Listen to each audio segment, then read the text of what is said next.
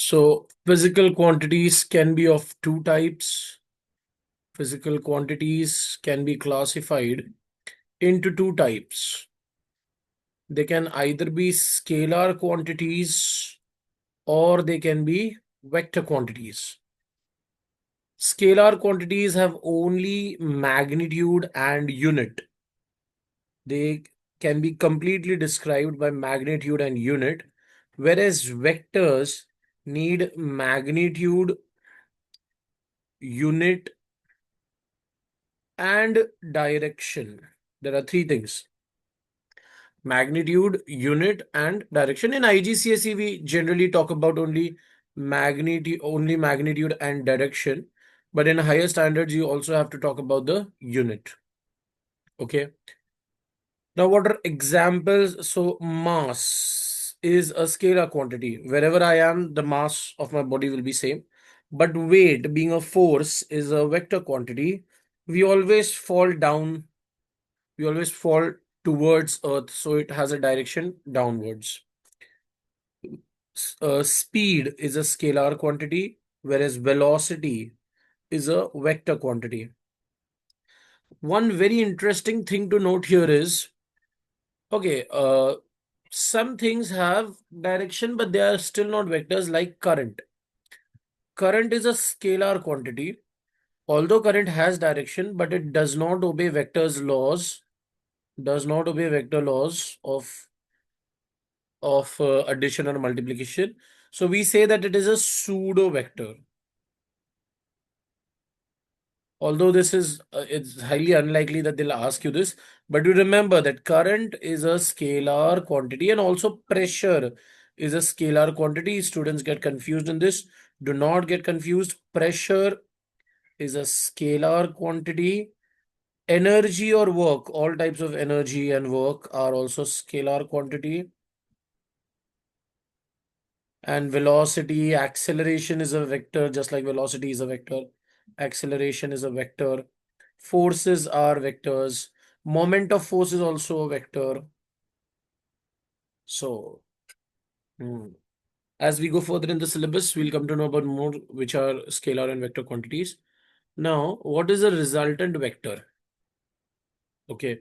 So let us say there is a body. Let us say uh,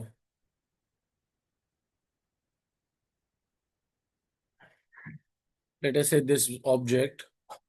I take it here 3 meters and here I take it 4 meters. So the object has come here. Okay, so this displacement is 3 and this displacement is 4.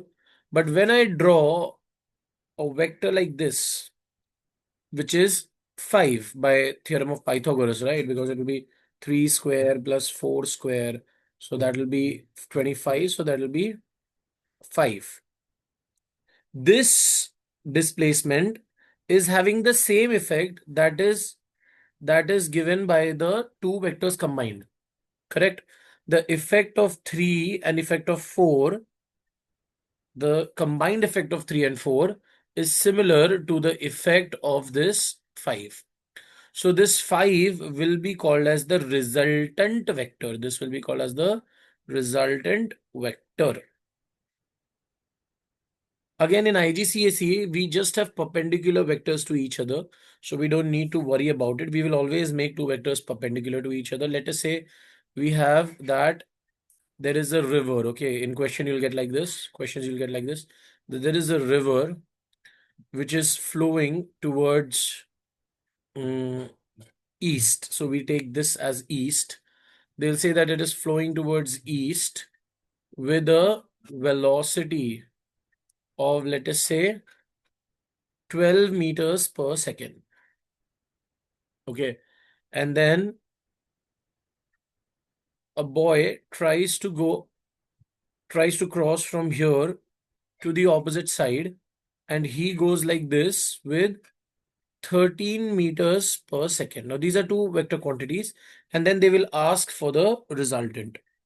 So, for that, you can easily do. So, basically, the boy will go somewhat like the boy will be bound to flow in this direction, and the velocity, the resultant velocity of the boy will be this. You can simply apply theorem of Pythagoras, or you can actually make this diagram and you can make a scale diagram. I'll tell you how to make a scale diagram after this.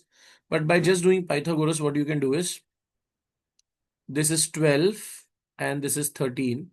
So now if you want this, you can simply do under root of 12 square plus 13 square.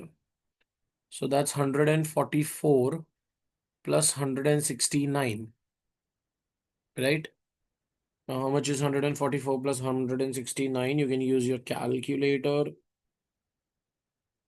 Under root of 144 plus 169. So that's 17.69 meters per second. And if they have asked you direction, you can use SOHCAHTOA. You can find this angle. This angle with the horizontal is the direction theta.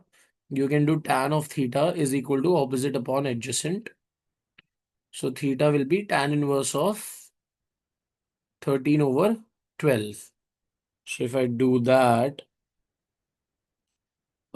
tan inverse of 13 over 12 will give me 0.82 radians. If I want it in degrees, it is 47.2 degrees. Okay.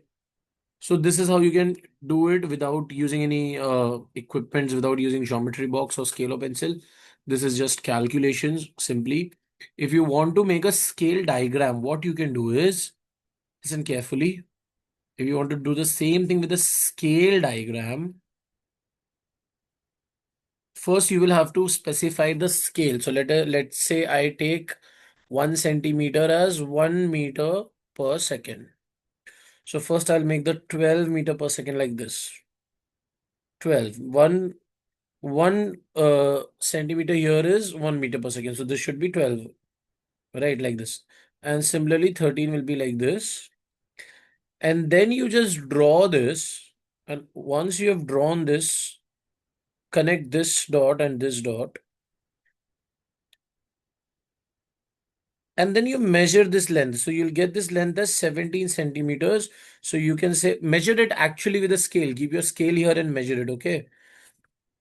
So then you can say it's 17 meter per second. And for the direction, you can use your protractor. Keep your protractor here like this. The protractor will be here. It's zero. The zero which is at this side, okay? The zero which is at this side. From that, you count how much angle it is making. How much angle this resultant line is making with this vector, and then you will get the whatever is the angle, whatever we got, 47 degrees or something. Okay. Now, one very important thing that I would like to tell you is, and it is also important from the point of view of math, triangle law of vector addition. Triangle law of vector addition. This says that two vectors of same type, two vectors of same type taken in order. Now, this is very important. Taken in order. I'll tell you what this means. Taken in order. Have their resultant as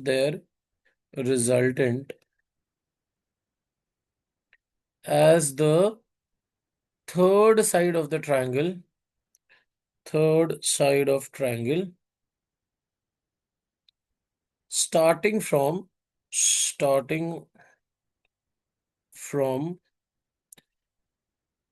tail of first vector to head of second vector. Because you don't need to know the exact thing, so I'm trying to make it in as simple language as it is possible. So see, if this is one vector, this part is known as the head and this part is known as the tail. Okay. And if I make two vectors like this, then they are taken in order. Head of one should be the tail of other. Head of one should be followed by the tail of other.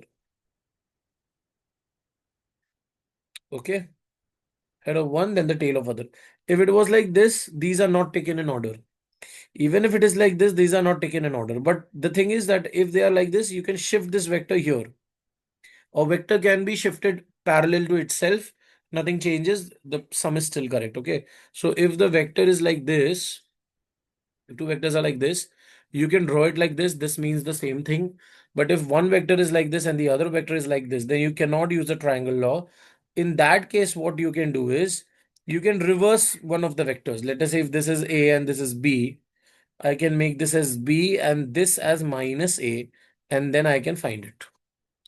Okay. So that is why what we are doing is if one vector is like this and the other vector is like this, then we are taking this as the resultant. Simply what you can remember is that if this is A bar and if this is B bar, then their resultant C bar, which is A bar plus B bar, is this. And if you want to find the magnitude of C will be magnitude of A square plus magnitude of B square. Correct? Okay. I hope this helps. Follow, like, and subscribe for more such videos. Thank you.